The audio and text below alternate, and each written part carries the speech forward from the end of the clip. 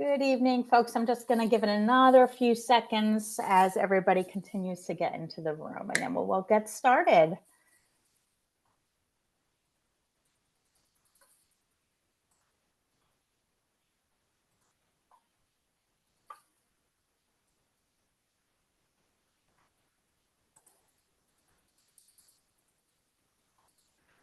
All right, folks, welcome to our annual financial aid night. For those that don't know me, my name is Amy Thompson. I'm the college and career counselor at the high school. This is one of my favorite programs, primarily because I don't have to do a lot of the talking. My wonderful colleague from across the desk here is going to be doing the lion's share of tonight's presentation. As we are presenting, you're going to see that since we're in the webinar, there is not a chat function, but there is a Q&A function down at the bottom that you can utilize to ask questions.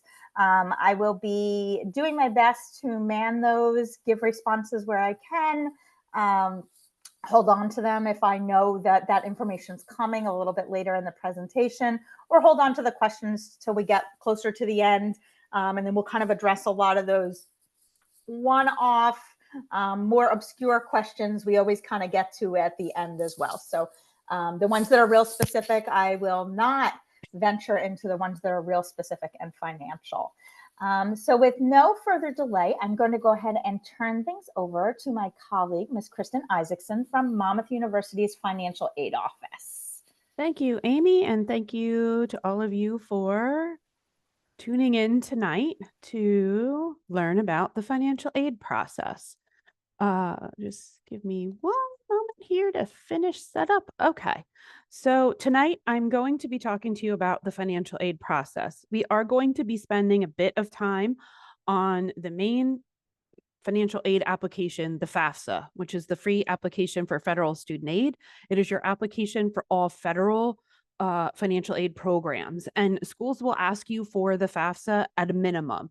There may be more beyond that, and we will talk about that, but it is the form that basically all schools ask you to complete. We will talk about some terminology to understand through the financial aid process. I'm going to give you some tools to use through the process, and also some tips, of course, as we go along. So without further ado, let's get started. The first tool that I want to show you is website, studentaid.gov. This is your one-stop shop for everything related to federal aid. Through the studentaid.gov website, you can complete the FAFSA application. You can learn about all of the federal aid programs. You can see they have a menu here for grants and loans that will show you information about all of the programs. If you decide to borrow loans as a parent from the federal government, you'll do the application process through this website. For students as well, if they borrow federal loans, they'll be completing their loan process through this website as well. So again, lots of different activities that are completed through this one website. I do want to make you aware with the FAFSA, you're going to submit the FAFSA each year for each student that you have in college. The FAFSA is a student initiated application, or at least each student needs their own application. And then it is something that's done each year. So you're going to be, for my senior families, you're completing this now for your student's first year, but a year from now, it'll be time to do it for their second year, and then so on down the line. To complete the FAFSA application, you will be using income from 2 years prior, which means your 2024 income will be used to complete the 26-27 FAFSA. The other tool here that I'm going to give you is the Federal Student Aid Estimator. At this point, because the FAFSA is available now for 26-27, this is more of a tool for my junior families, if I have any out there. But this is a way to get an early estimate of your federal aid eligibility. It's not the actual FAFSA. So at this point, I would say for senior families, you just want to complete the actual FAFSA and submit that. Also, another tool that you have at your disposal is something called a net price calculator. Every college or university has to have a net price calculator on their website. What does it do? Well, you'll provide it some income information, and then it's going to give you an estimate of your aid eligibility at that particular college. It should also provide you with some information about the cost as well. Now, if you'd like to do a net price calculator, you do have to do it for each college for which you're interested. There isn't one place to go and fill it out one time. No, if you wanted to find out your aid eligibility potentially at 10 different colleges, you'd have to do 10 different net price calculators. The link that I put on the bottom of the slide gives you the best that I can do to try to consolidate your efforts in this with net price calculators. You can go to this site, and what will happen is there'll be a box on the screen. You can list the name of the school that you'd like to do a net price calculator for, and it will take you right to that net price calculator instead of having to search the website. Generally, you can find a net price calculator within the financial aid portion of the school's website. So those are some tools. Now let's talk about some terms within the financial aid process. One of those terms is cost of attendance. Cost of attendance is the overall cost to attend the institution for the school year. Many things make up the cost of attendance. So things like tuition and fees, housing and food, but also things like your books and course materials, also transportation and miscellaneous expenses. Okay, people ask me about these miscellaneous expenses. They ask me about transportation and things like that. Why do I need to be concerned about that? So we want to make sure through the cost of attendance that students are aware of all the potential costs related to attending that institution. One of those would be you need to get to and from campus. And this means different things for different people. Are you living at home and going someplace locally? Do you have a car? Do you not have a car? Are you taking public transportation? Do you need to put gas in the car? So these are considerations. Are you going someplace further away? Can you bring your car to that institution? If not, how are you getting home at certain times of the year? Colleges do close their residence halls during certain breaks, and you do need to leave the campus. So we need to know how we're paying for that. And also, you could be going to a school far enough away that a plane ride is really the most economical way to get to and from home. How many times are you going to do that per year? With miscellaneous expenses, we're talking about things like clothing, entertainment, even things like haircuts and medication and all kinds of consider them things that you need to live, even shampoo and soap and things like that. So again, that's all the costs associated with attending school. Because again, it's not just about being able to pay the bill. You want to have the funds for these other expenses as well. Another term is the student aid index. So student aid index is a number.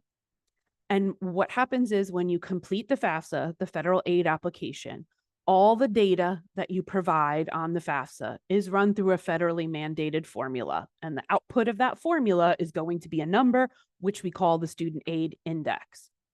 We at the schools are using that student aid index to determine the student's eligibility for need-based financial aid or financial aid based on financial information. It's not the amount that you will pay, so please keep that in mind.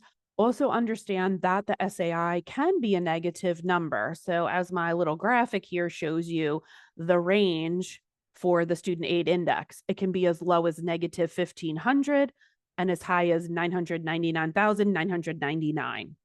But again, everyone's SAI is different because it's based on all of the data that's provided on the FAFSA. So income, assets, family size, all goes into the SAI calculation. So financial need, since I said that that student aid index is used to determine the student's need-based financial aid. So how do we determine the financial need? We're going to take that cost of attendance, so the overall cost to attend the institution for the school year. We're going to subtract from it your student aid index, so the number we get from you completing that FAFSA, and that will leave us with your financial need. Let's put some numbers to that. Let's just say you're looking at a school cost of attendance is $70,000 and your student aid index is 40,000. 70,000 minus 40,000 equals 30,000 that's available to be fulfilled by need-based financial aid. Now, not every school guarantees to fulfill all of your financial need.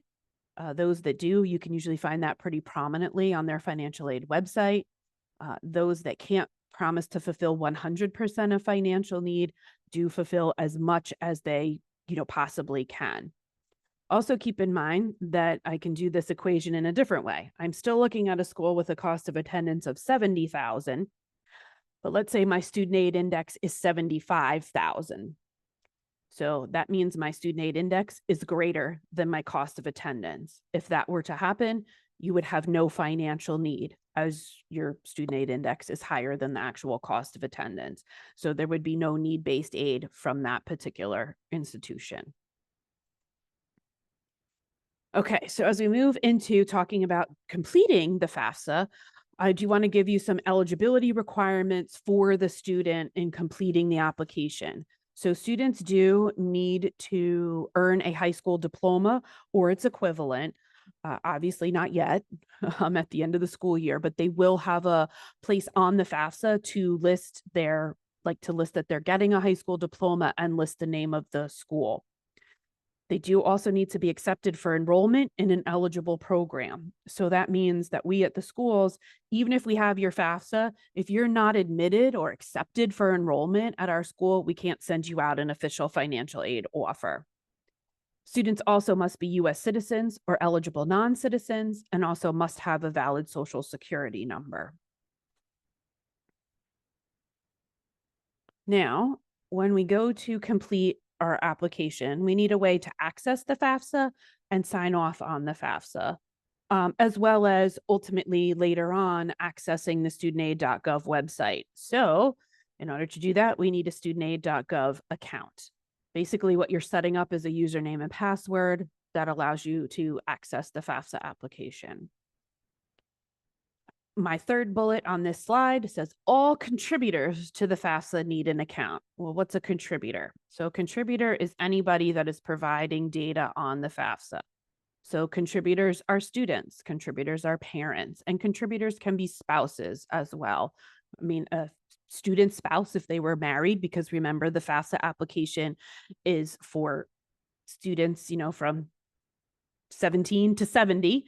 Or to 100 years old, however old you may be, in various different life situations, different types of degrees that they're receiving. So it's one application for everybody. So everyone that's putting information on the FAFSA needs an account. It also includes those people without a Social Security number, as far as that'll be as far as parents are concerned, because the student does need their own valid Social Security number. But if a parent doesn't have one, that's fine. There is a process when you go in to create the account to mark off that you don't have a Social Security number, and it just takes you through a different pathway to get the account set up. At least one parent will need the studentaid.gov account, and the student needs their own account. Okay, so you both, at least one parent, like I said, and the student will need an account. For those parents that already have an account for an older child, you don't need a new one. You can continue to use that same account for all the children that you have. You'll just need to then set up the account for the next student now that's completing the FAFSA.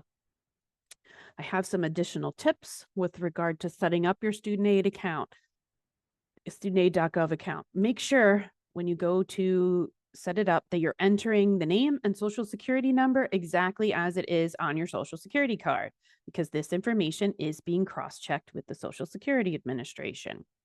You'll also be asked for your birth date. That too should match with what's on file with the Social Security Administration.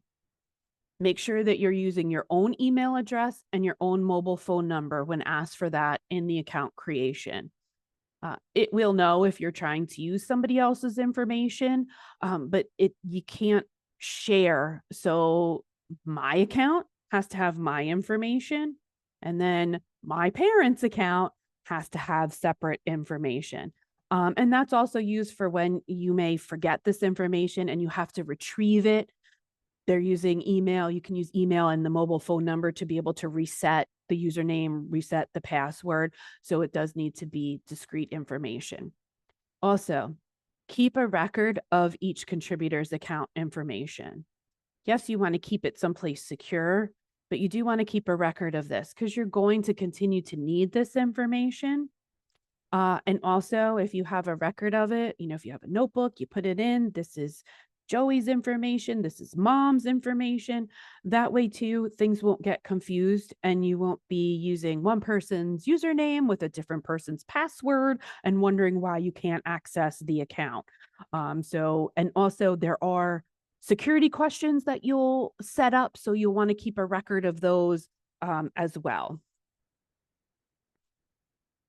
Okay, so we can, with our studentaid.gov account, you can decide when you'd like to get that set up. New for this year is that you can set up the account and then go right ahead and complete the FAFSA. So if you'd like to do it all in one sitting, you can. You can also go ahead, like, you know what, after we're done, you're so excited, set up the studentaid.gov account today, and then you could complete the application over the weekend. So you don't have to, there is no wait time anymore. So you can decide whether you want to do all of it at once or set up the accounts first and then complete your FAFSA at a later date. When you go to studentaid.gov, there's a menu just for the FAFSA itself. When you drop down, you'll have complete the FAFSA. Here's what you'll see. You do see here with my arrow, start a new form. So everyone that has not done this yet, you're going to want to click on start a new form. But then know if you find later a mistake, you need to add another school to it, you have the option to edit the existing form. And then also, we're going to talk about this a little later, the accept an invitation. So know that you have different options here coming right back to the studentaid.gov website from the beginning. If you find you need help with any of the questions while you're in the application, through the studentaid.gov website, I provided the link up here. They have a whole gamut of help topics related to the FAFSA itself. Also, you can, when you're in the FAFSA, also there's this FAFSA menu up in the upper right when you're actually doing the application. And if you drop down the FAFSA menu, find help. So you do have ways to get help with the questions that are in the application itself. All right, so we're going to get started completing our application. So we need to log in. As I said earlier, you're submitting each year for each student in college. You're going to use the login information you just set up to enter the FAFSA website. Also, when you go to complete the application, you can list up to 20 colleges and universities who will be sent this information. You do have to list at least one. So you have to have at least one college that you're interested in. And then you can list up to 20 the first go around. If you find that you're in a situation where you have more than 20 that you're looking at, what you will have to do is complete the application with 20. Once it's processed, you will be notified, and I have information about that later. But then once it's done, you'll go back in, edit the application, and overwrite some of the initial 20 you listed with the additional schools that you want to receive the information, because it can't hold more than 20 at one time. So once we get logged in, we're going to get to choose. Are we the student or are we the parent? We do recommend that the student start the application. Federal Student Aid makes that recommendation as well, because it is the student's FAFSA application. It's not a family form. It's not a parent form. Parents, if you fill it out as the student, we will be happy to welcome you back here to school. I'm sure any college or university will be happy to take your application. So it is recommended that the student start. While the parent, yes, you can start the application, your student still will ultimately have to log in and complete some portion of it.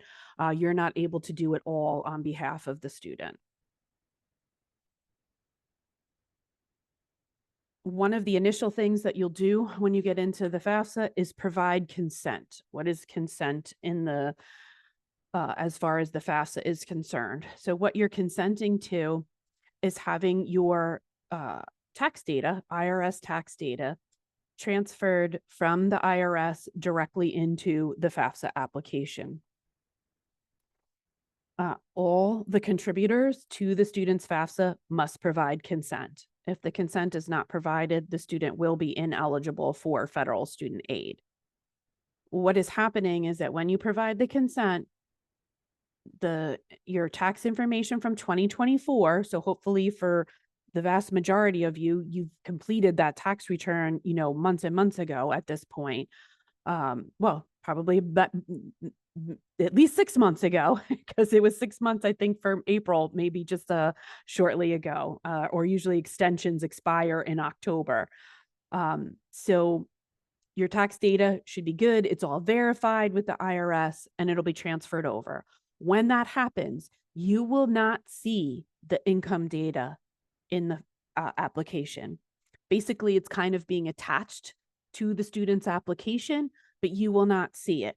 So it also means you don't have to worry about answering any of the questions that come really basically from the tax return, because it's all been transferred over directly by the IRS. But I like to let people know that you won't see it if you were expecting to review the answers or something like that. If you want to double check what should be in there, you would want to look at your 2024 tax return. So now we also, when we're starting the application as a student, we need to invite our parents to complete the FAFSA. So there is an invite process that the student will do. All the student needs to invite you as a contributor is your email address. So they will put in on the specific page your email address and click send invite. This is new with the email address. Previously, students needed to put in your name and the social security number, birth date, and it all had to match with what was in your studentaid.gov account. This email doesn't even have to be the email that you used for the studentaid.gov account. So they just need an email address. And then parents, you'll get an email that'll direct you to complete your portion of the application. So this is kind of what the email should look like. It will tell you your student's name, that they've started their application, need your input on it. If you have the email, you just can click accept invitation and it will bring you right to this accept invitation page, enter your code and submit. And then you'll be able to move forward with logging in and completing the application. If you don't want to go through or don't have the email, but happen to have this code, you can also access it from logging in on your own and then going in, select that you're the parent, and then you can enter the code as well. So that's just another choice for getting the information into the system. Now, as far as parents are concerned, if we're not sure who is a parent for FAFSA purposes, the federal government does have a who's my FAFSA parent wizard. So whose parent information should be going on the FAFSA. And you can enter information to help it determine, and then it will tell you which parents should go on the FAFSA. One of the things that I can tell you, if you are married and file a joint tax return, only one of you needs to complete the FAFSA for the student, because it only needs one of you from the joint tax return to provide the consent. So again, if married, filing a joint tax return, just one parent needs to complete the FAFSA. Two parents may need to complete it if you're married filing separately. So married filing separately, you would each have to provide some information because you both have to consent to your individual tax data being brought over into the FAFSA itself. Okay. So parents, when you complete your portion of the FAFSA, you are going to be asked for your current marital status. So I want to give you some information about this so that hopefully, you have additional information. You also have the parent wizard that you can use to help you with who should be going on the FAFSA in your particular situation. So with marital status, The marital status is as of the day the FAFSA is completed. Yes, we are using income from 2024. That's for the income portion. For the marital status, it's as of the day the FAFSA is completed. And you can even see here on the top, it says parent current marital status. You've got a lot of choices here. We have single, never married, unmarried, and both legal parents living together, married, not separated, remarried, separated, divorced, and widowed. So it's a lot of choices there. I do want to give you some information for those families with divorced or separated parents. So when we're completing the FAFSA and there's a divorced or separated situation, when you mark off either divorced or separated as the marital status, the FAFSA will only collect information from one parent. There will only be space for one parent's information. The way that that will work is it will be the parent who provided the greater portion of the student's total support over the last 12 months. If you find that over the last 12 months, you have each provided equal support, 50-50, then you will report the parent with the greater income and assets. So we're looking at the support. You may need to take a pen and pencil, do a spreadsheet to figure out, how much does it take to support the student and who's paying what out of that total support so that you have the correct parent that's going on the FAFSA. Now, if we do have a divorce situation, but that divorced parent that is providing more support is remarried, so married to somebody else, the step parent's information is required on the application. It does not obligate that step parent to pay the student's bill or anything like that. But that income does have to be reported as a resource in that particular household. So just keep in mind that if there is a remarriage, then step parents do may need to be on the FAFSA. It is a requirement. If the legal parent is married to someone else, then the step parent needs to go on the FAFSA. You'll also be asked family size, what this is going to do with that data transfer from your tax return. It is going to pull the number of people that were claimed on your 2024 tax return. And then it will ask if the family size, is it the same as in 2024 or not? If it's the same, you'll actually in this question is it different? So if you say it's not different, so meaning it's the same, then you would just move on. It would hit continue and move on to the next question. If it is different, then you'll be able to manually update the family size. You'll also be asked the number in college.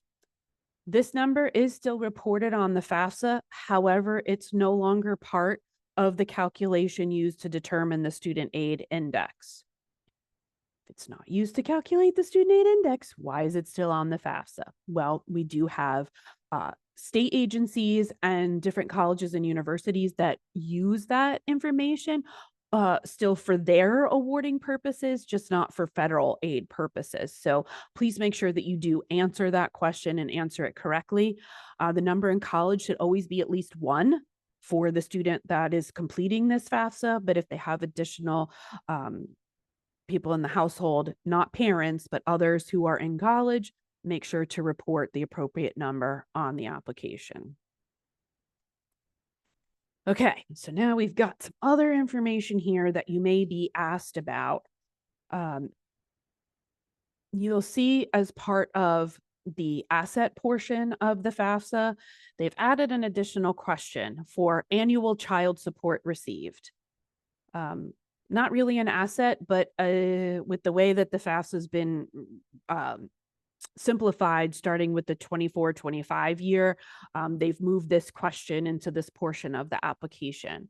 So if anyone does receive child support, the way that you're reporting it is the amount that you received in the last full calendar year. So provided you complete the FAFSA between now and the end of the year, your last full calendar year would be 2024. If you're not completing it until the new year, then your last full calendar year would be 2025. Then there'll be the asset section. So you can be asked about your assets. There are 3 questions within the asset section. What do you have in current total of cash, savings, and checking accounts? Current net worth of investments, including real estate, and current net worth of businesses and farms. So I am going to spend a few minutes talking about this section so that hopefully you all have a good idea of what you'll need to report and also what you don't need to report in this section. Similar to marital status, assets are as of the day the FAFSA was completed, not what you had in 2024. What do you have on the day that the FAFSA is completed? With your cash, savings, and checking, add that all up, put that in, whatever you have in those accounts. As far as investments are concerned, there are 3 things that are excluded from the net worth of investments. So the home you live in, the value of any life insurance, and any retirement savings. So what you have saved in those retirement accounts do not get reported as investments on the FAFSA. So again, 3 exclusions: the home you live in, value of any life insurance, and any retirement savings.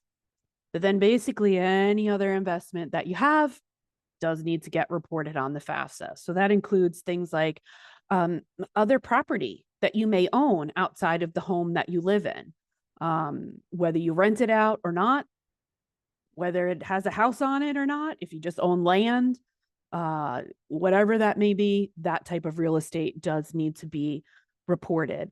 If you own stocks outside of your like retirement fund, report that. Money market accounts, bonds, long list of things, but that's why I say basically everything else but the 3 exceptions. Also, investments do include the college savings plans that you have.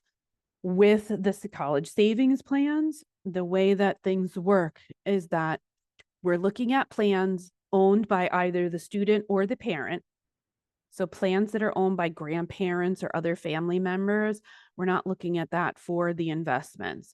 We're just looking at plans owned by the student or the parent. So you need to take a look at the ownership, not the beneficiary.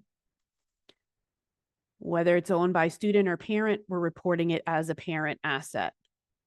Any other assets that the student has, they'll have a portion on their side of the application to submit their own assets. They just do try to, it is helpful to have if the student does happen to own the college savings plan, to have it reported as a parent asset.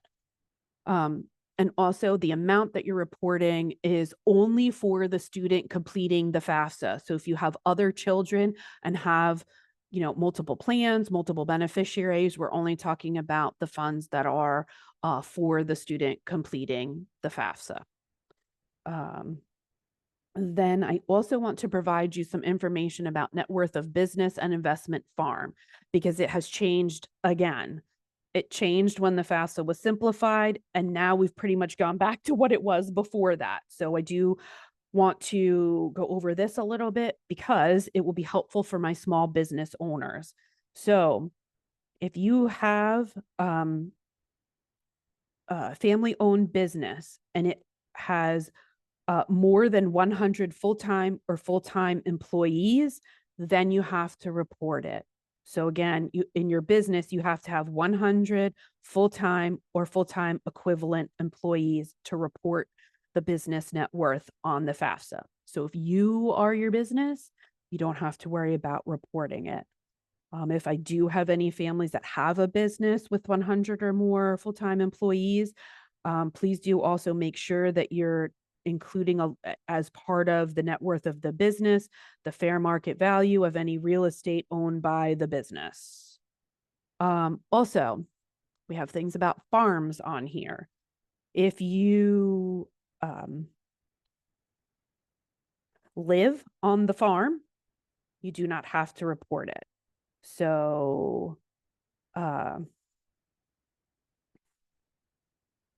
then also, Yeah, so businesses with 100 or fewer full-time or full-time equivalent employees. Sorry, I'm sorry to hesitate. I finally got used to the way it changed to, and now I'm back to what it was before. So you don't have to include the value of a family farm on which the family resides. The value of any crops that you're growing solely for consumption by the family. And finally, if you have a commercial fishing business that's owned and controlled by the family, you do not have to report that either. So just want to make you aware of those exceptions for the business value. I also have this little graphic. I just found this recently that gives you some additional information here where we can even see on this side, not an investment, the home in which you live in, the cash savings and checking, because you're putting that in a separate answer on the FAFSA, any ABLE accounts, the value of any life insurance, the retirement plans. Also keep in mind, I get this question a lot, if you have custodial bank accounts for the students. So that is the student's asset. So that goes to the student. It's not a parent asset. Any custodial accounts that you have for other kids, those will ultimately get reported when you complete their FAFSA. And then any of the qualified education or savings plans that are not for this particular student that you're completing the FAFSA. So I hope that this helps a little bit to give you an idea of things that do and don't get included as investments. Okay, ultimately, when we get to the end, we're going to sign. Basically, signing is checking off the box that you agree to all the information that it has up there. Basically, that you've answered everything truthfully. And then you hit sign and submit. Each contributor has to do this. So even parents, if you opt to start the application, you will sign off on your portion, but then the student will have to log in to not only they'll need to provide consent, and they'll also need to sign off on the application. You know that you're totally done when you get the congratulations screen. When you complete like a portion of the application, if the student starts or parent starts and gets one part complete, you'll get a screen that'll tell you that portion is complete, but the whole FAFSA isn't done. Now we've got congratulations, the whole FAFSA is done. This is your confirmation that it's been completed, and you can track and manage the application at this point as well. It does take approximately 3 to 5 business days for the application to process and be sent to the schools, and then also for the confirmation to be sent back to the student. So the student receives what's called a FAFSA submission summary. So when you get this, you know that the form's been processed, and then it's also being sent out to the colleges that you listed on the application. This FAFSA submission summary gives you an estimate of your potential federal aid eligibility. You can review all the answers that you provided when you completed the application. You can make any corrections. So if you review your answers for accuracy, you can make any corrections that are necessary. You could also add additional schools if need be. It'll also provide you with next steps. And in my red circle down here, it's going to give you an estimated student aid index so that you'll have that, know what that is expected to be. No, sorry, this is the FAFSA submission summary. So that's your finalized student aid index. And then that's the information that we're receiving as well. Okay, so we have a few recommendations to help you in case you run into any issues completing the FAFSA. I will say, if any of you have an older student who is going through this in 2024, for 2024, 2025, lots of technical issues. This has lots of things have been fixed and tweaked. So the problems have been reduced, but then sometimes when you have a problem, it's just a problem all the way around. So if you're running into any technical issues, we do recommend changing your browser when you do that. Particularly, sometimes people get caught in a loop when they're answering a question. They answered the question and it won't let them move forward, and they keep getting put back into that same question. Change your browser. We do recommend staying away from Safari if possible. While it's a browser that Federal Student Aid works with, that one seems to create the most issues when people are completing the FAFSA. Turn the computer off and turn it on if you need to. Also clear your cache, that can help as well.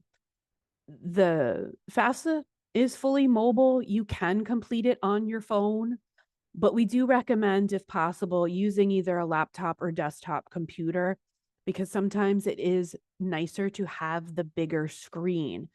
And then there's not as many things that are hidden because you have hidden menus on the phone to give you the most viewing space, or less scrolling because the submit button is right on the screen.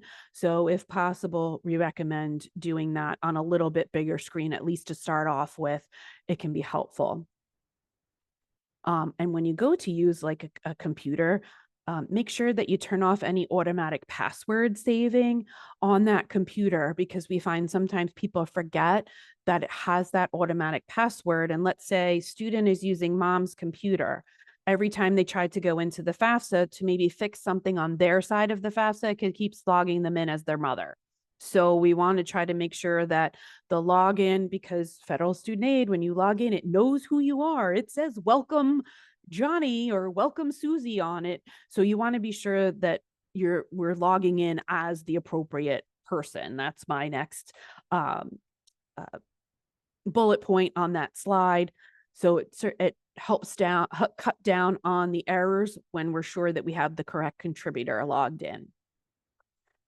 Read the instructions and review things before submitting. Yes, the FAFSA can be corrected. A lot of things in this process can be corrected, fixed, whatever, but your process is a lot smoother if applications and things are correct from the beginning.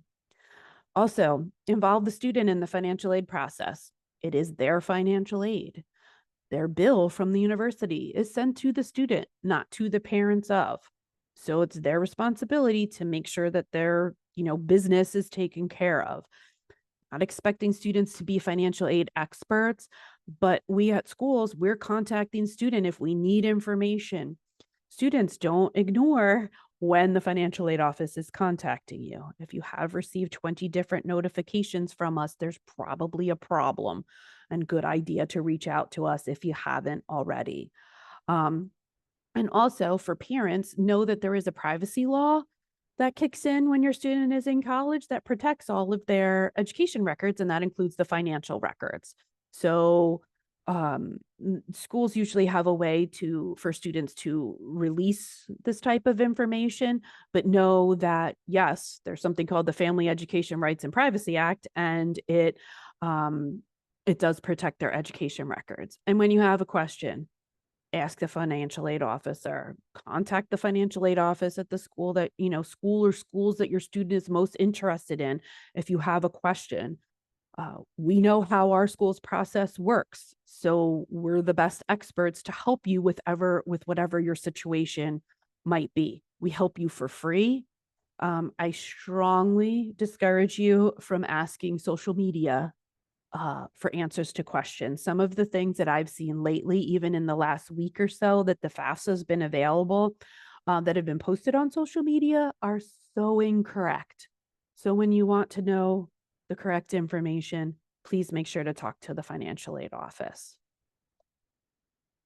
All right, so I want to take a little step back here on process. Like I said in the beginning, the FAFSA is the form that all schools are going to ask you for. So it's open, it's available, we get that done. But we also want to make sure that there aren't any other applications that any of the colleges we're interested in are asking us for. A school could have their own application, or some may ask you to complete something called the CSS profile. This is an online application. It's put out by the college board. It's used by some colleges to award non-federal institutional aid.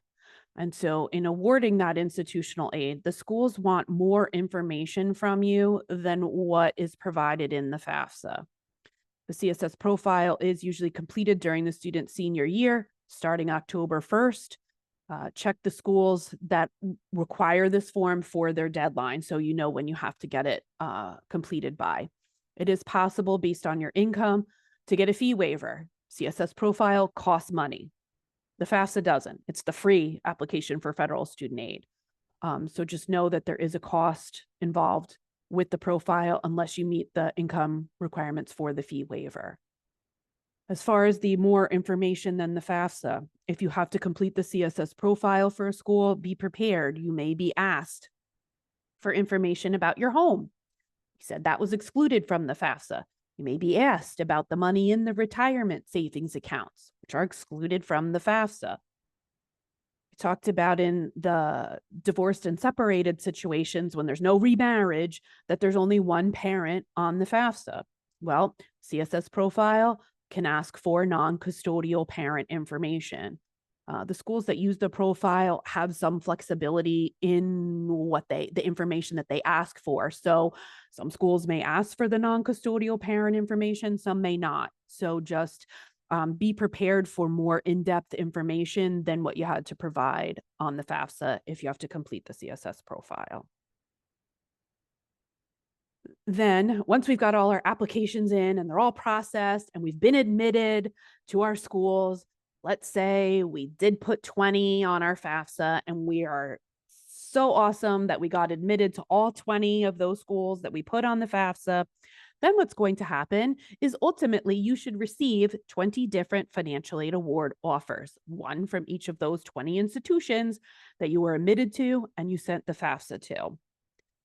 I have a sample financial aid offer. Schools letters and notifications all look different, but here's just a little sample to give you an idea of what it might look like. The financial aid offer is going to detail the types and amounts of aid that the student is eligible for during the upcoming school year. It should also provide some estimated cost information for you as well. Make sure that you follow any directions from the college to whether you have to accept or acknowledge receipt of this information, and whatever else the school asks you to do with regard to the financial aid offer. You may receive the financial aid offer by mail. It may come by email. It may come by logging into an online portal. The delivery method may be different, but ultimately the contents of the financial aid offer are the same regardless of how it's sent to you. You may be asked to provide some additional documentation. Both the federal government and the state of New Jersey select applicants to be verified. So if you're selected, don't panic. You didn't do anything wrong, but you will need to submit some additional documentation. If you're selected for federal verification, that's completed at the school level. You're not sending anything into the FAFSA or to Washington. With state verification, the state of New Jersey does handle that. They have a whole online system for collecting documents. If you are asked for additional documentation, please just submit it as soon as you possibly can to whoever requested it. The student's aid can't be finalized until not only the documentation is received, but then also reviewed. So sometimes I think students, they'll ask us, okay, well, I submitted the documents. Am I done? No, we actually have to review them and check them and make sure that things match with the FAFSA.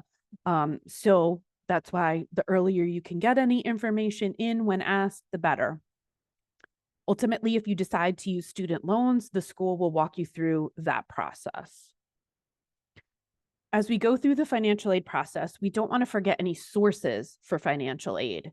So we have the college itself, that's the institutional aid. You may find aid that's based on academic performance, so that's merit-based aid. It may be based on grades, standardized test scores, a combination of the two, just basically not any financial information. The school may then also have need-based aid, so aid based on financial information.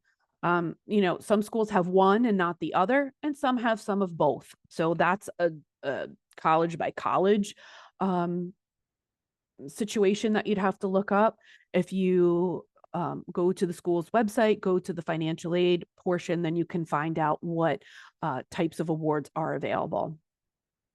Completing the FAFSA takes care of all your federal sources for aid, also takes care of eligibility for New Jersey state aid.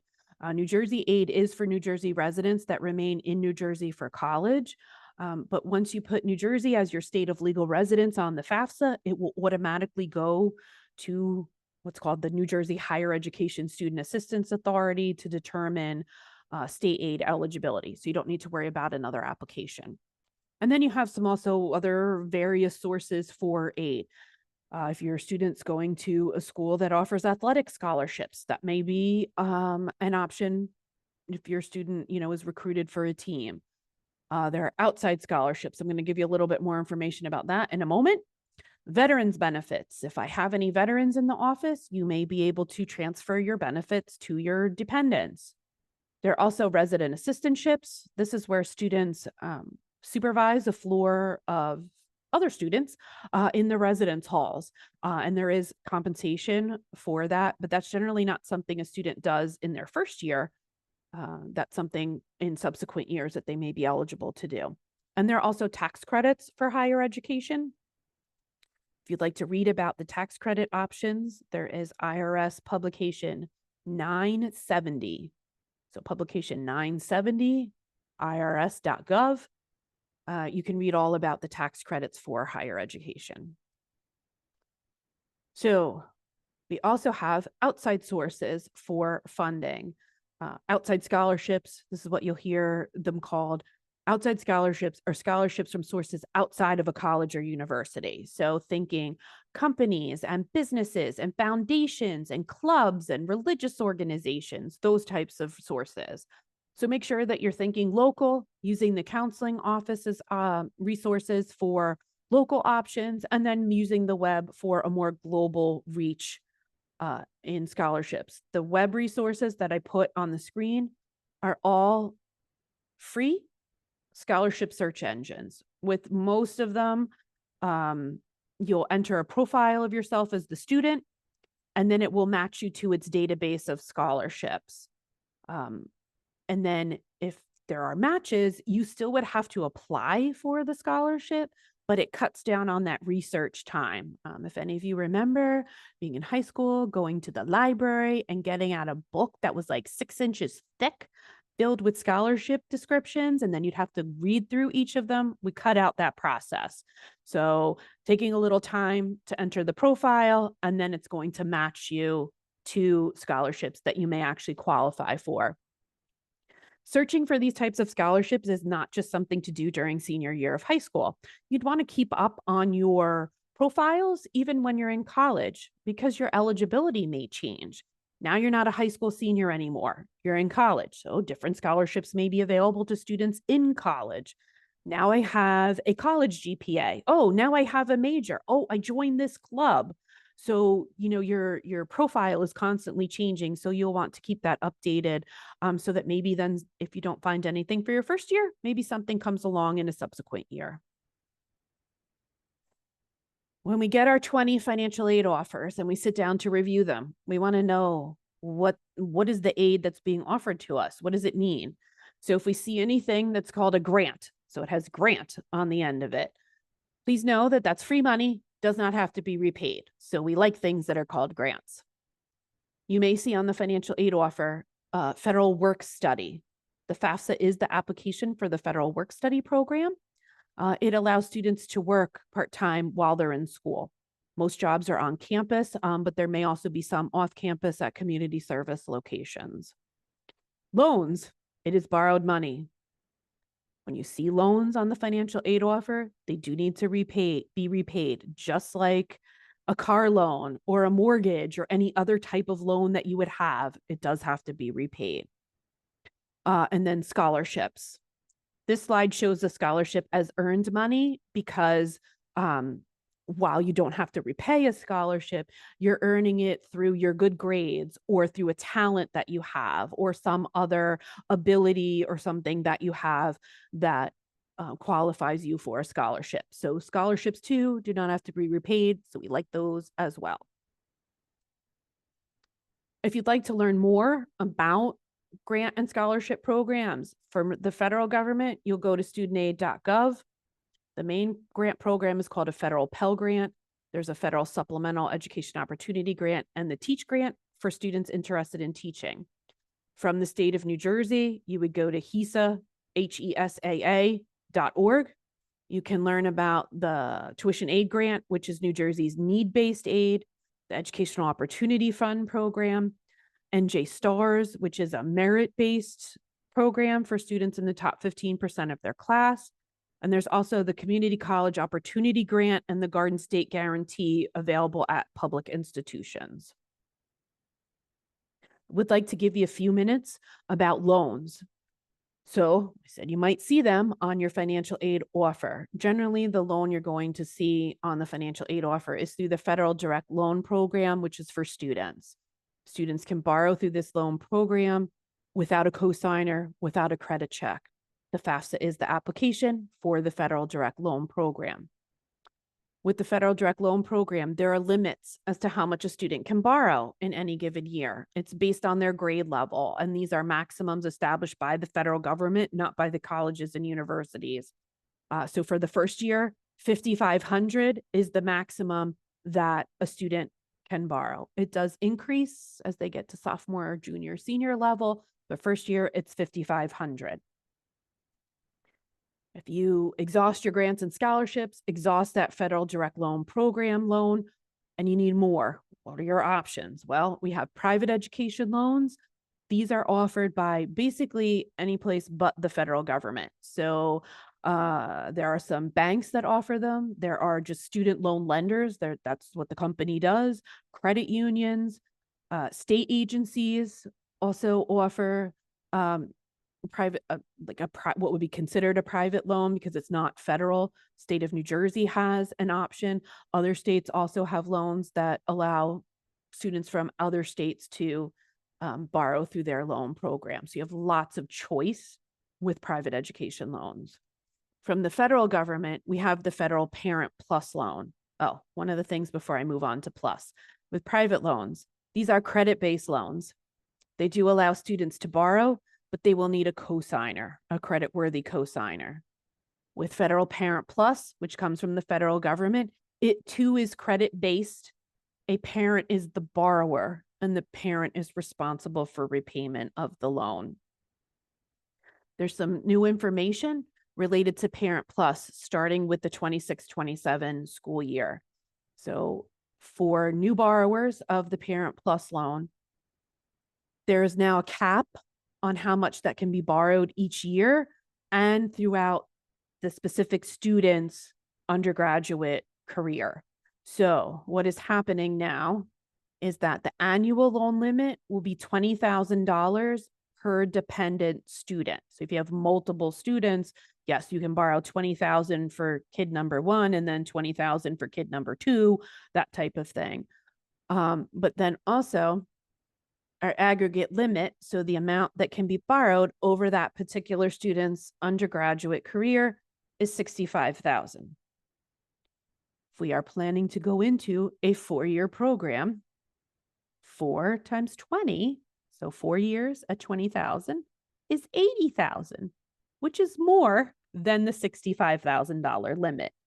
So in using Parent Plus going forward, you do need to plan accordingly your amounts and also know that if you borrow $20,000 in first year, $20,000 in the second year, $20,000 in the third year, you don't have $20,000 to borrow in the fourth year. So this is something new.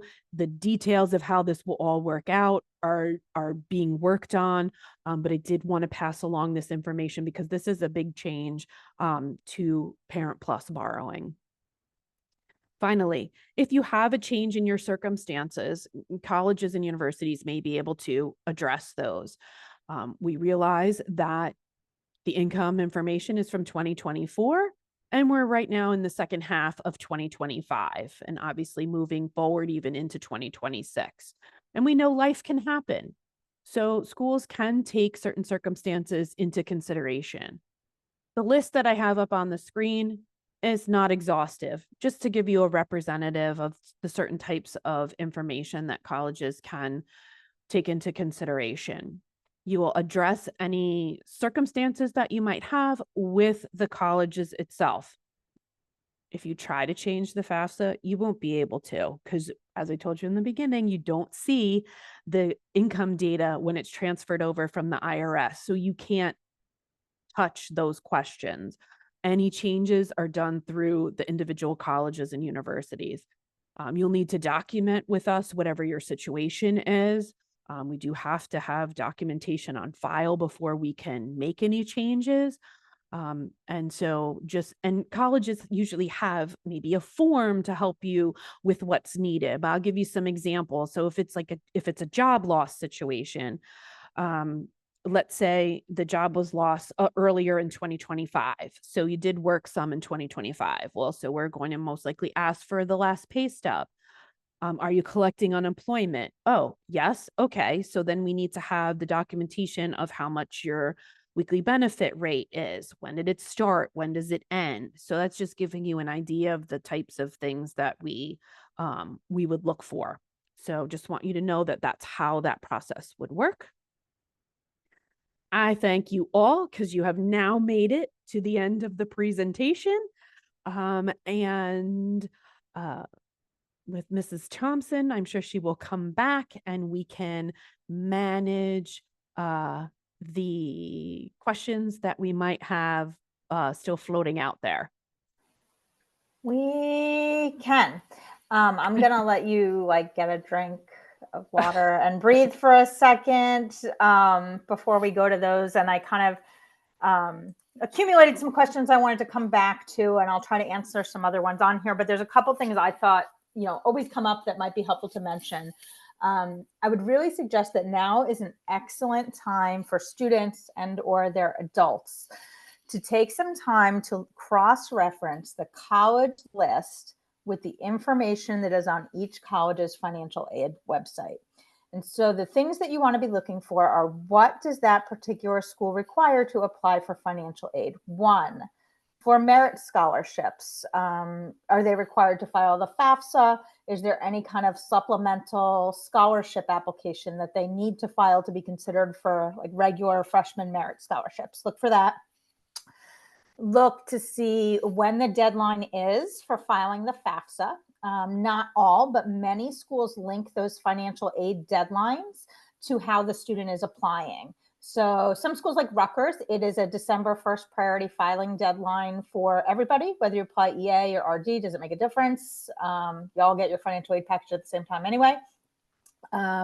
For other schools like Drexel, for instance, they tie their application deadlines to how you're applying. So if you apply early action or early decision, your form is due probably in late October or December 1st, because it's an 11/15 admission deadline, application deadline. And then for those that apply regular decision, the form's due later. So you want to kind of take some notes about when that FAFSA is due at that school. And then you also want to see what else they require to be considered for financial aid. So do they require submission of the CSS profile? And if so, when is that deadline? Because we want to do all this homework up front. And then do they mention anything there about what else you're going to have to submit? Or do they have some other type of application? So you would think that not just, we would think that just the FAFSA would be enough, but it's not. So some schools have also created the CSS profile.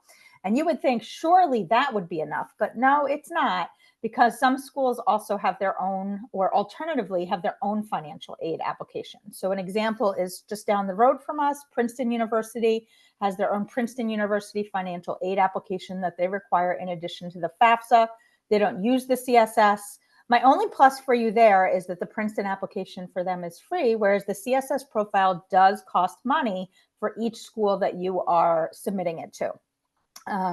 For that reason, students who might be early decisioning a school, something that you could concede to do. As I meet with a lot of kids, I talk to them about hey, right now I care about your November deadline schools, your October and your November schools. I totally realize the January schools are still in flux, and that's okay.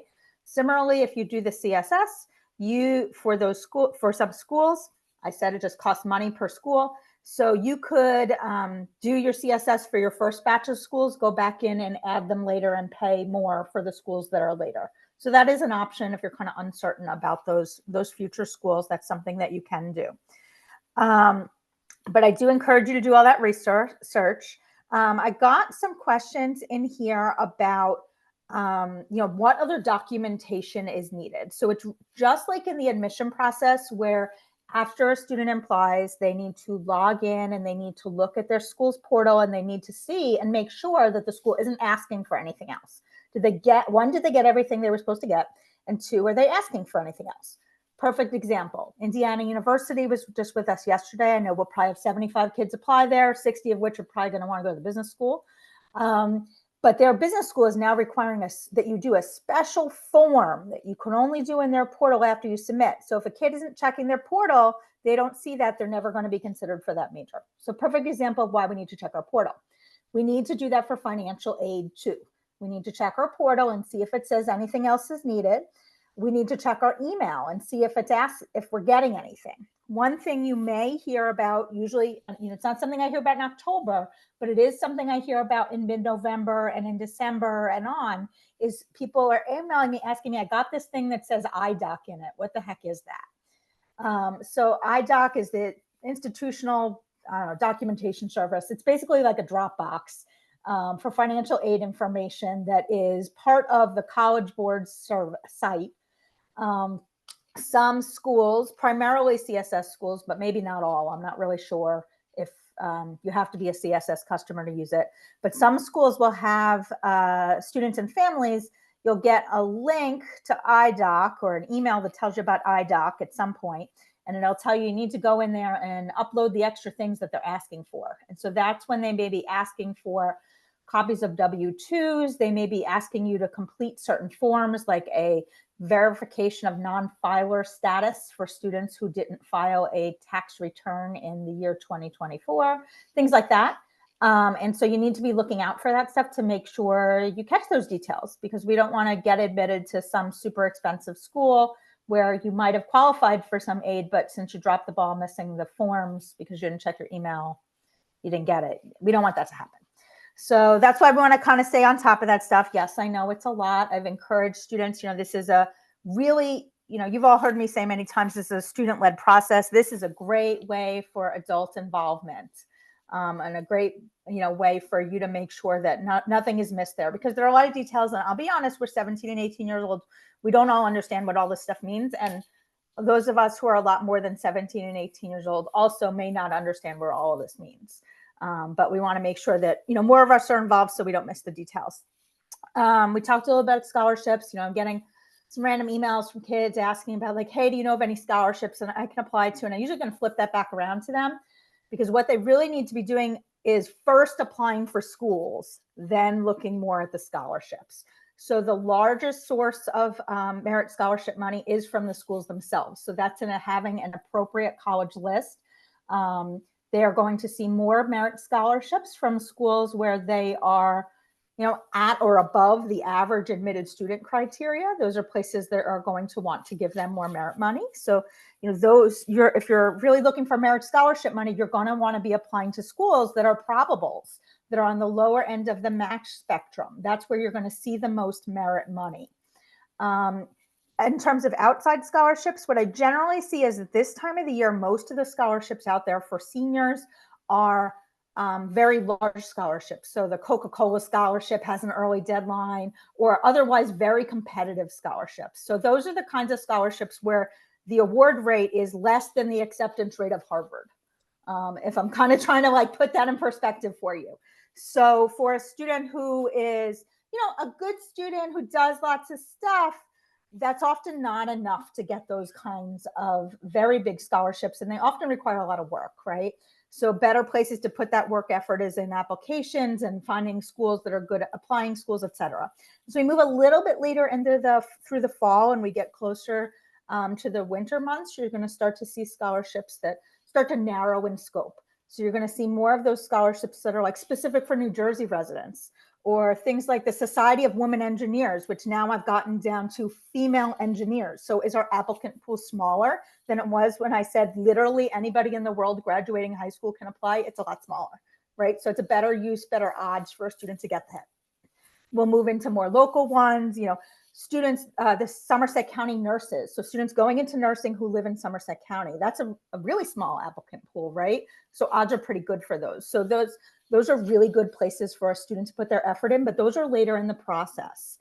For many of those scholarships also, it's important to understand that a student isn't going to find out if they got them until late in the spring, April, May, even June. So you really need to be looking to fund college, not with just receipt of these smaller scholarships. You really need to be looking, much earlier at how you're going to fund college and not just kind of banking on receipt of those smaller awards. They're great. I mean, if someone came up to my door right now with $1,000, I'm not sending them away at all. But you don't want to bank on that being the source of your funding. You want to have that good list up front and some other options up front and use those things to help. We'll also have school-specific scholarships, so just for Hillsborough High School students, and that scholarship application comes out in kind of a late January, early February timeframe, and that'll be sent to all students when that comes out. So I wanted to kind of review that stuff first because I think that covers a lot of the questions I get about aid, and a lot of the things people don't really understand. Sorry, I'm still sick, about process. All right. So let me go back to some of the early questions we got first. A couple questions about the studentaid.gov account. Yes. One, just to confirm, if we have a lot of parents of multiples in this year's class, we just wanted to confirm, if I got twins that are a senior, they're each going to create an account. So kid 1, kid 2, each create an account, and I, as parent, create one account. And then I use my one parent account to respond to both of their individual invites. Is that accurate? Exactly. That's exactly how it works. You have to really think of that account information that it's mine. And so then I can do with that whatever I need to do, whether I need to apply, if I'm a parent, if I'm going back to school and I need my own FAFSA, I use the same login. If I have one child or 10, I'm going to use that same account information for all of those purposes. Well, that is a wonderful segue because another question I had 10 was, kids? what if I had a student aid account for myself as a student? And my research showed that it looked like the FAFSA account doesn't differentiate between who you are. Is that accurate? You just need to respond to the invite using the account you already have from yourself as a kid? As a student, yes. rather? Sorry. Yeah. So even, I mean, it may be, I think depending upon if there's been a lot of time since you used it last, you may have to reset the password just for security purposes, just like with anything else. If you don't use the password for a while, it may say time to reset, but you don't need to create a new account. You're already in the system. So you can continue to use that initial account that you set up even when you were a student, and now you have, the kids that are going. All right. So one question I'm just answering now that I actually think is a really good overview question. Someone asked, it's kind of more about that order of operations sort of thing here. Like, when do I find out the results of the FAFSA application? So I just wanted to explain that when you get the FAFSA summary, you're going to see general financial aid eligibility. It's going to say maybe Pell Grant up to $7,400, student loans up to $5,500, things that might look like that. But that's not your actual financial aid package. You're not going to get to find out how much money you're getting from Monmouth or Rider or TCNJ or UCLA or anywhere until after the student is admitted to the university. Now, some schools, especially those early decision schools, they will give you, most of them anyway, will give you a financial aid package, sometimes the same night. Congratulations, Jay, you've gotten admitted, and here's your financial aid package. I hope that's also really good news. And you'll get it all at the same time, and it'll be the full financial aid package.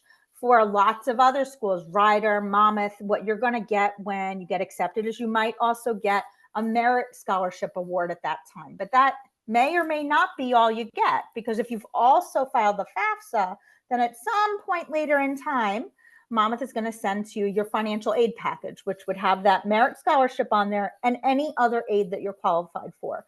The loans, any grants, any other institutional aid they have. So I just kind of wanted to explain how that works. Sometimes I have students that are like looking at that FAFSA summary and they're like, hey, is this my financial aid package? I'm like, yeah, not so much. It really doesn't tell you a heck of a lot. You got to wait until you get the individual school financial aid packages. So I just wanted to kind of explain that piece, that's how that piece works. Did get some questions from families who already finished their filing and now they've realized like, oopsies, I've made a mistake. Sure. So which kinds of things are editable and which kinds of things aren't? Someone mentioned like, oopsie, left off a 529 investment. Oops. Other things that have to deal with money versus other changes that can happen. So, well, as far as like logistics are concerned, you can go back to the like complete your FAFSA page and hit the edit existing form. You can also just log in. Like if you just go to studentaid.gov, there's always this login up in the upper right. Either way, because you can access the FAFSA just by logging in, or you can go under the FAFSA form menu and get to the page that I showed you and make a correction to the application. So if you miss something, yes, certainly in the assets, because you entered that, you can certainly make a correction to that and then resubmit the form. You won't like, because you won't even know. Well, I don't want to say you won't know what's wrong because it is from the IRS. The actual income information, no, you can't change that.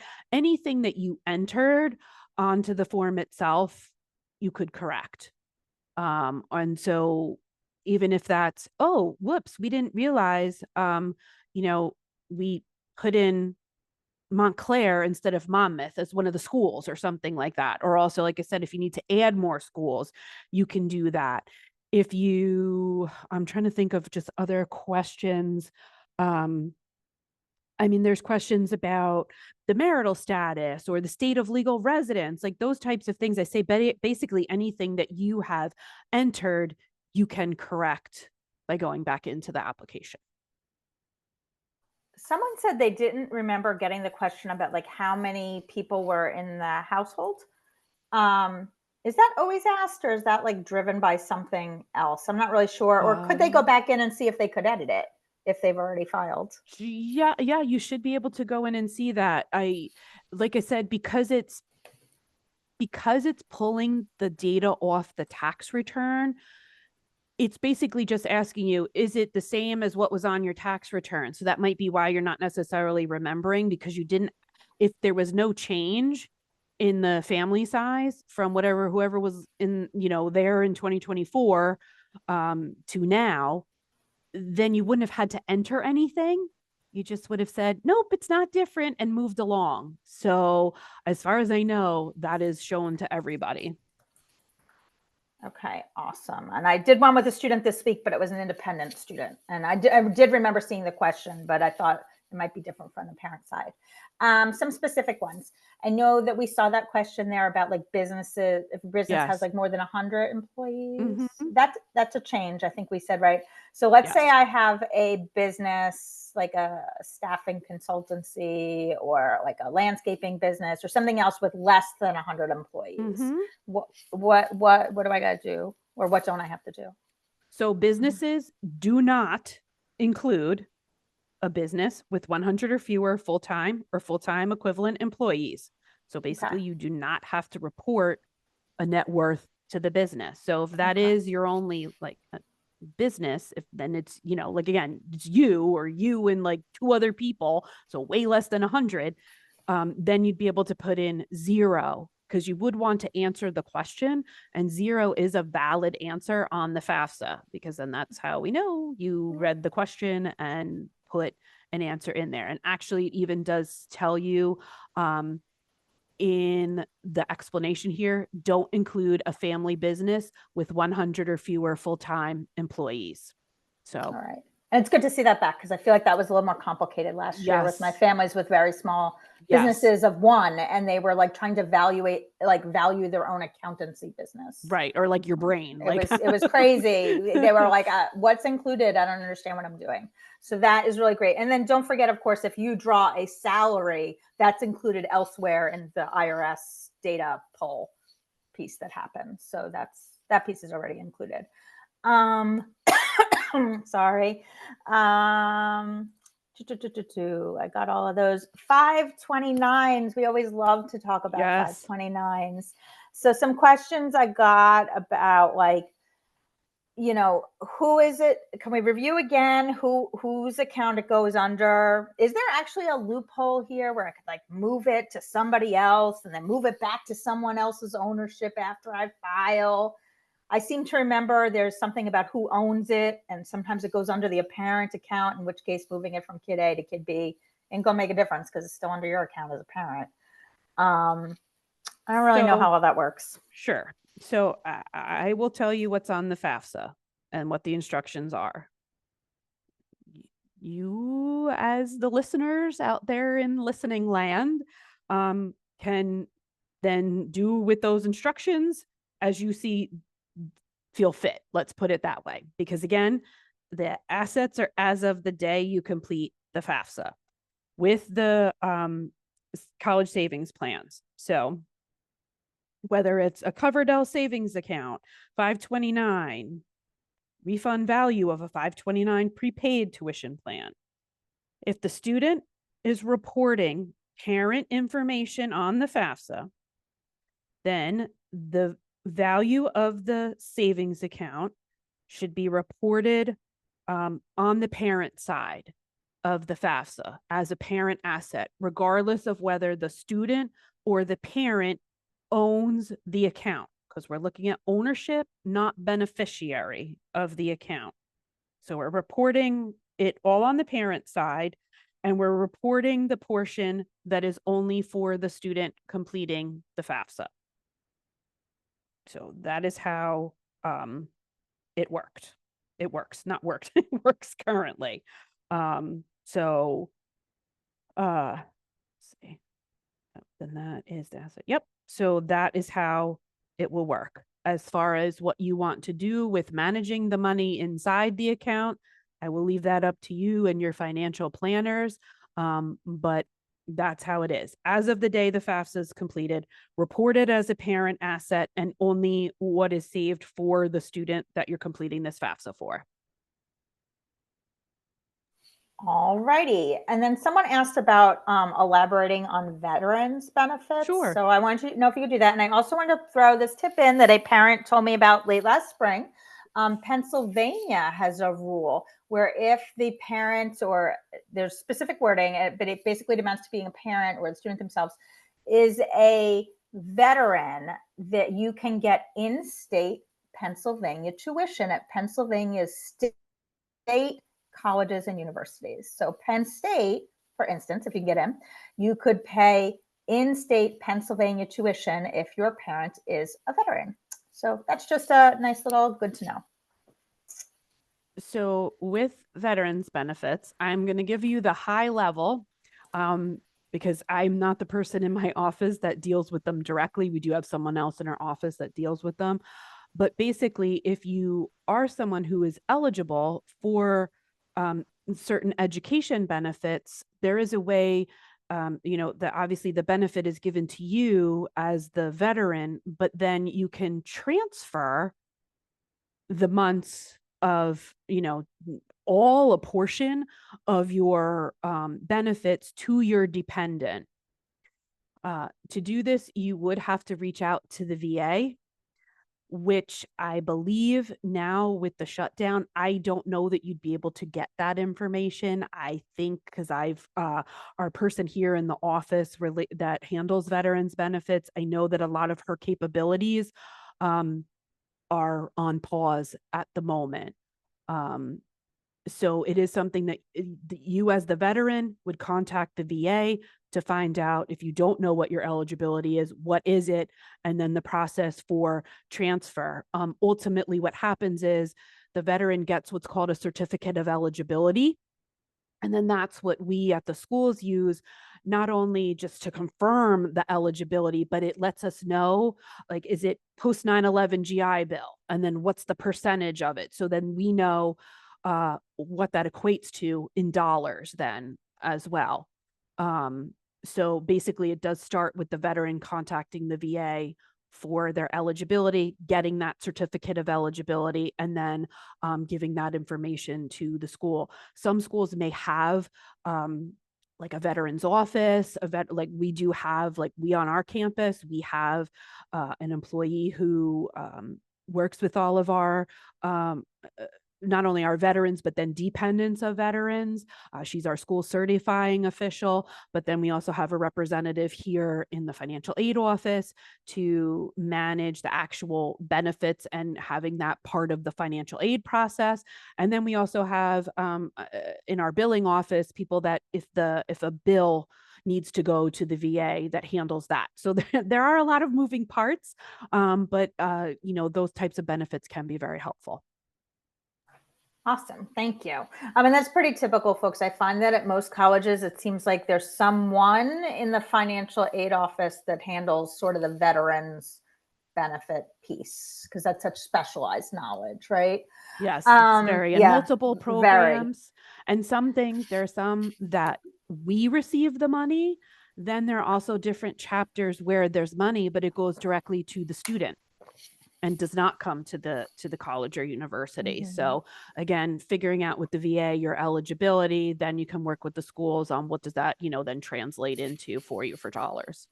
And often that veterans benefit, that veterans type person who like knows those things will also be the person who often works with students who are in like the New Jersey Army National Guard. So we have some students who leave, Hillsborough.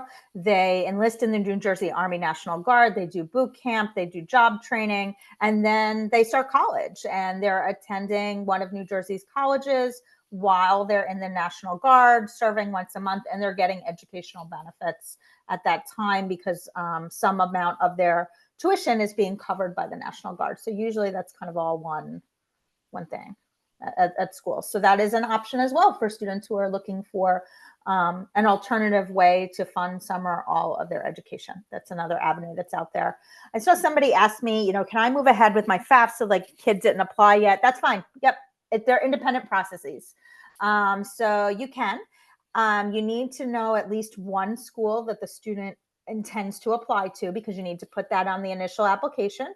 But as we've mentioned, once that form is successfully processed, then you can go back in and add additional schools if you want. And no harm, no foul if you add a school and the student winds up not applying there. I mean, if you've added Rowan and then later on the student doesn't apply, the information is just kind of sitting out there in a cloud and no one's looking at it, doing anything with it, probably not even downloading it until they have something, to match it with. Like they're not making a financial aid package for a kid that never applied, I would say. So it's okay. I'm not advocating go ahead and send all this stuff to random schools, but like it's okay. It's okay. Like don't be afraid to put something there and make a change later. Just because you put it there doesn't mean they need to apply later. They can change their mind. So along those lines, yes, go ahead. You can put file that FAFSA now based on our best guess of the college list and make the edits later. I see, some folks have said like, I can't edit it. I don't know your particular situation, but now I see, someone saying, hey, I can't edit it. Make sure, one thing you do need to make sure is that it was successfully processed. So I do sometimes see that people think it's submitted, but then it gets kicked back because somebody didn't sign it.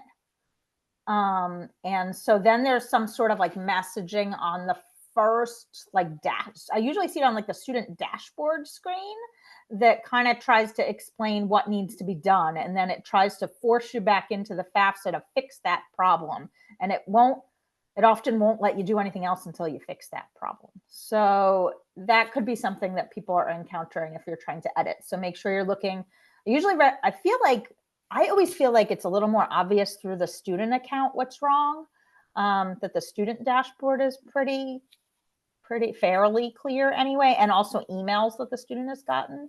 So I recommend checking through that way is my own personal experience with students. We've been able to suss things out that way sometimes. If parents have families right now, do you happen to know, like, is there anybody answering phones? Oh, you mean as far as that? Yes. As far as the shutdown is concerned. Yeah. So I just thought about that. Okay. No, yes. And I meant to say it, sorry, up front. the FAFSA is open. It is processing. That's no problem. And also there's a phone number. It's 1-800. And the way to remember it, it's the number 4 Fed Aid. And then you just have to get those numbers off your off the keypad. But 1-800 4 Fed Aid. And yes, those phones are being answered because that's actually a contractor and not federal employees. So that's why it's still operational. So for, you guys at the beginning of the process, you shouldn't have any issues related to the current shutdown. And even for us, we're still able to get disbursements and things like that. So, things are still working. But I know, because we discussed it in our office meeting, I know there are some things that are down related to the VA. So that's why I say you might try to contact them, but I'm not sure, you might not be able to get through. On the positive side of that, it is October 8th. And so I just want to kind of offer the big picture view that it is very early, very, very early. Things are open 1 week ago. You're not too late for any of this. No one gets a cookie for filing there, or extra money for filing on October 1st versus October 8th, versus November 2nd. And for some schools, you can file all the way up till February and it's all the same.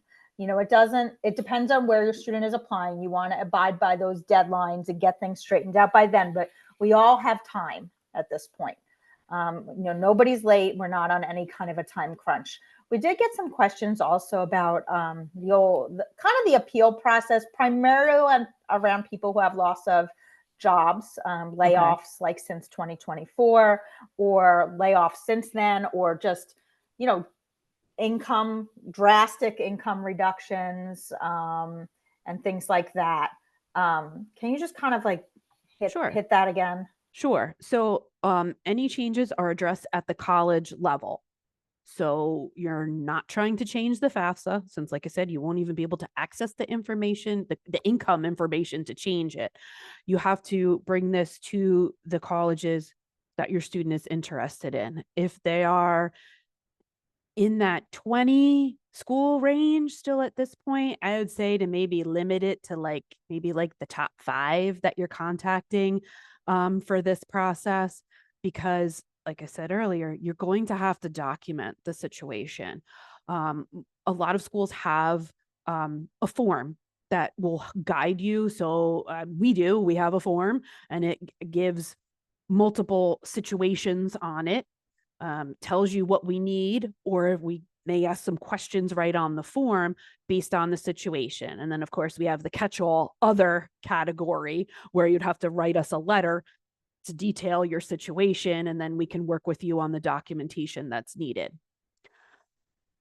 So I would recommend reaching out to those schools that, really are top choices, to find out what their process is, what the timing is. At this point, you may not have even completed the FAFSA. We can't change the income on a form that doesn't exist yet.